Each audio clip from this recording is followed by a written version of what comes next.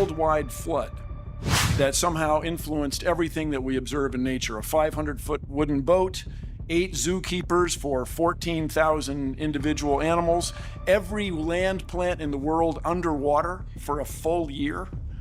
I ask us all, is that really reasonable? People would argue that God might have made it happen, God can do all things, so under spiritual consideration, it makes sense. It is possible.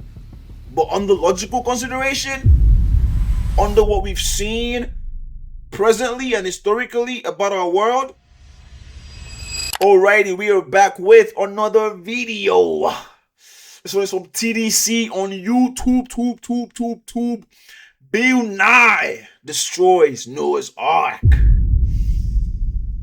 Let's dive into this one, fellas and ladies. Mr. Ham and his followers have this remarkable view of a worldwide flood that somehow influenced everything that we observe in nature. A 500-foot wooden boat, 8 zookeepers for 14,000 individual animals, every land plant in the world underwater for a full year. I ask us all, is that really reasonable? You'll hear a lot about the Grand Canyon. Reasonable? Logically? Not really.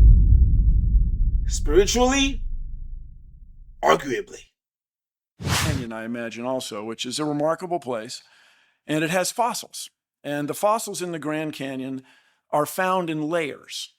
There is not a single place in the Grand Canyon where the fossils of one type of animal cross over into the fossils of another. In other words, when there was a big flood on the earth, you would expect drowning animals to swim. And isn't it the case that the people who know the most about our physical world, about our historical world, are the ones who question the Bible, are the ones who question stories like the story of Noah and the ark and the worldwide flood? Isn't that a crazy coincidence? That the people, Bill Nye, Neil deGrasse Tyson, these individuals that have spent their entire lives, dedicated their entire existence to studying our physical and natural world through science, debate against stories like the Noah's Ark, the creation story. Why is that the case? Think about it.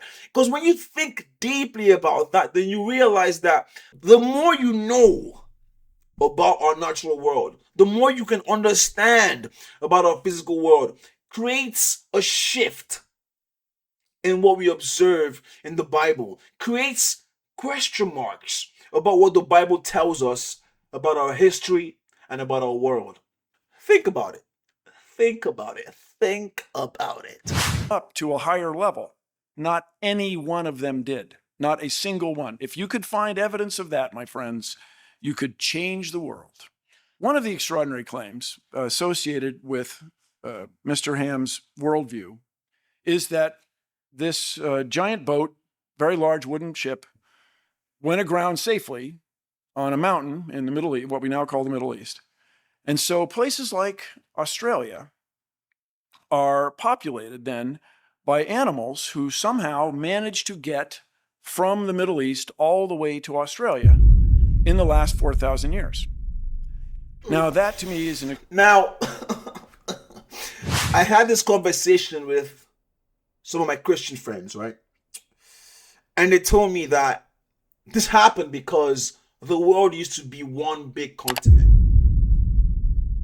Now, the problem with that is you're telling me that the world used to be one big continent, and now it's separated in the span of 4,000, 6,000 years? Now, I ain't gonna give an answer. I'm gonna let you think about it, all right? They argue that the reason why we've got kangaroos in Australia today is because when the worldwide flood happened, the world was one big continent. And now it's not.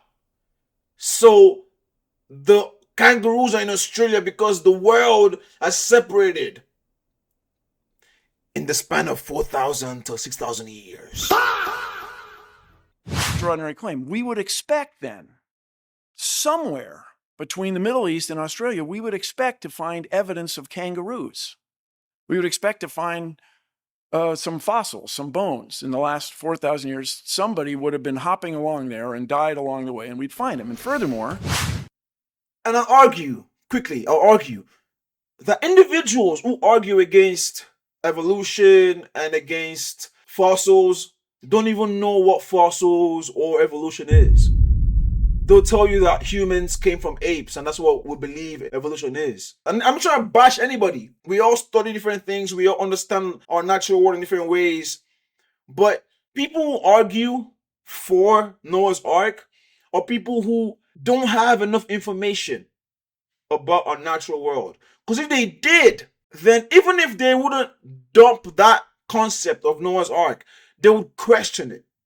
But there's individuals who do not question it, who believe it actually happened, and I chalk that up to the fact that they have very little information about our natural world and how we've come to be as humans. There's a claim that there was a land bridge that allowed these animals to get from Asia all the way to the continent of Australia, and that land bridge has disappeared in the last 4,000 years. Oof. No navigator, no diver, no U.S. Navy submarine. No one's ever detected any evidence of this, let alone any fossils of kangaroos.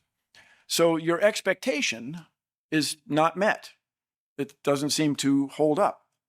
Another remarkable thing I'd like everybody to consider, inherent in this worldview, is that somehow Noah and his family were able to build a wooden ship that would house 14,000 individuals. There are 7,000 kinds, and there's a boy and a girl for each one of those.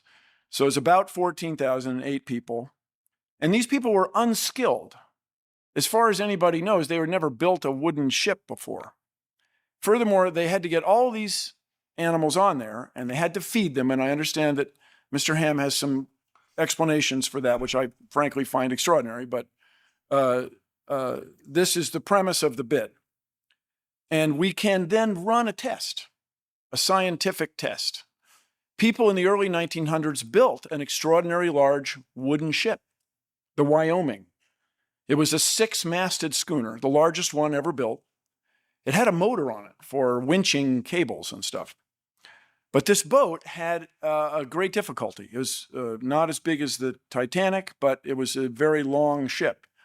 It would twist in the sea. It would twist this way, and this way. And in all that twisting, it leaked. It leaked like crazy. The crew could not keep the ship dry. And indeed, it eventually foundered and sank, loss of all 14 hands. So there were 14 crewmen aboard a ship built by very, very skilled shipwrights in New England. These guys were the best in the world at wooden shipbuilding. And they couldn't build a boat as big as the Ark is claimed to have been. Is that reasonable? Is that possible? That it is under spiritual consideration. Because people would argue that God might have made it happen, God can do all things. So under spiritual consideration, it makes sense. It is possible. But under logical consideration, under what we've seen presently and historically about our world, best shipbuilders in the world couldn't do what 8 unskilled people, men and their wives, were able to do. Shipwrights, my ancestors, the Nye family in New England, spent their whole life learning to make ships.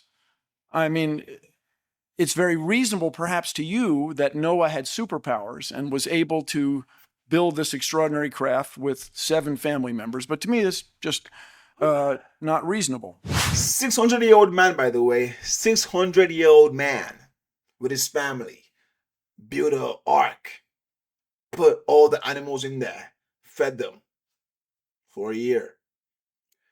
That definitely happened. Now, maybe he did have superpowers. Maybe God did some magic, spiritual stuff, and it did happen. But then how would you explain kangaroos in Australia? Or you're going to say the land bridge, or you're going to say the world was one continent? Okay. But the fossils? No. Okay. If your argument can fall apart when attacked in different angles, it's questionable. If you refuse to question your argument in that case, then you're being intellectually dishonest. But hey, let me know your thoughts in the comments. Do you believe that Noah's Ark was a real life story? Perhaps you argue that it was a metaphor or it was a myth. Let's talk about it. I've got more videos up here. Check them out. Like and subscribe so I can see you on the next one. Peace, love, and safety to you. Peace out.